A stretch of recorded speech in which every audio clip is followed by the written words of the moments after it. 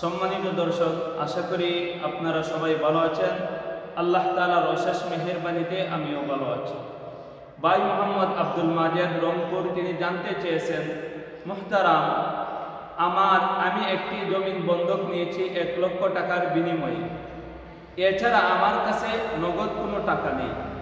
এখন আমার জানার বিষয় হলো, এই 1 লক্ষ টাকার উপর ভিত্তি করে আমি জমিন বাবদ যে টাকা দিয়েছি, ওই টাকার উপর ভিত্তি করে কুরবানির দিনগুলোর মধ্যে আমার উপর কুরবানি ওয়াজিব হবে কিনা? অবশ্যই আপনার উপরে কুরবানি ওয়াজিব হবে না। কেননা কুরবানি ওয়াজিব হওয়ার জন্য শর্ত হলো, জিলহজ মাসের 10 তারিখ থেকে নিয়ে 12ই জিলহজ সূর্য ডুবার আগ পর্যন্ত আপনার হাতে নেশাব পরিমাণ মাল থাকতে হবে। যদি নেশাব পরিমাণ মাল আপনার হাতে না থাকে, তাহলে আপনার উপর কুরবানি ওয়াজিব হবে না।